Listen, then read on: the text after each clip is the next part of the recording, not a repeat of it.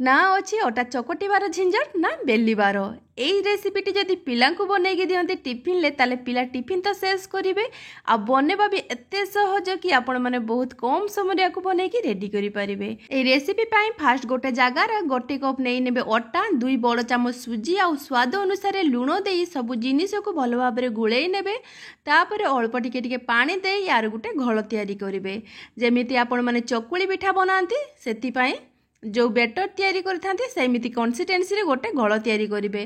तो एठी मोर गोटे कप अटा पाई देखंतु सेही सेम कप रे 1.5 कप पानी लगी। तो एबे हमर ए बेटर को ढांका लगे 10 मिनिट साइड रे रखिदेबा सुजीरा को फुलेवा पाई।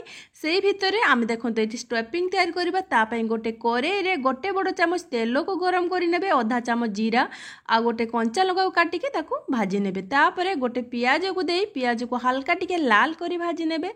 पियाज जो हल्का लाल हो से गोटे छोट टमाटो को काटिकी देदेवे। एबे टमाटो को पियाज सहित हल्का टिके भाजिला परे टमाटो देखिए हल्का सॉफ्ट हो से आधा चामच पुणी लुण आ गोटे चिमटा हल्दी पाउडर ऐड करिछि। तो लुणटा आपण माने देखिकी ऐड करेंगे जेहेतु आम अटा बेटर लुण देते से तो देला परे देखते एबे टमाटो पूरा घांटी हो जाइए से 3टा अंडा को भांगिकी देदेछि। तापर कंटिन्यूअसली या गोटे रु 1.5 मिनिट पर्यंत एमती मीडियम फ्लेम रे गुलेबा जहाँद्वारा आमर अंडाटा पूरा झुड़झुड़िया हो एकदम अंडा भुजिया परिका।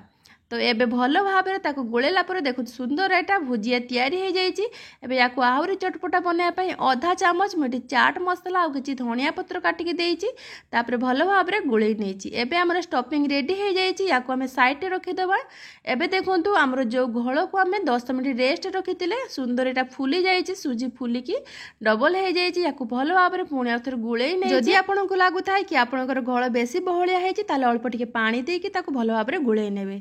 तो जलखिया बनवाई मु गोटे फ्राए पैन नहीं फ्राए पैन को अल्प टिके तेल ब्रश कर 2 चामच बेटर दे दोसा भाया मुझे गोल आकार रे सेप दे देइछि। तो हल्का टिके ऊपरटा एमती ड्राए हो गला पर ताकू नौटे देबा आ नौटेला परे तार अपोजिट साइड रे जो आम स्टफिंग तैयारी करथिले सेतुरु एमती गोटे 2 चामच देकी ताकू आमे फोल्ड करदेबा। तो यहाँ सावधान करेंगे ना फाटीज फाटीगले आम सब स्टफिंग बाहर को बाहरी आसो। तो यहाँ फोल्ड कलापर तार जो साइड गुड़ा से भल भाव में टिके प्रेस करदे जहाँद्वारा से सेट हो स्टफिंग आ बाहर को बाहरी आसबनी।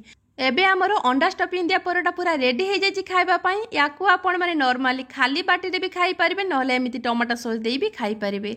जदि भिडियोटी आपण मानकु भल लगी थाए ताले लाइक करेंगे शेयर करेंगे और कमेंट कर निजर मतामत निश्चय जनइबे।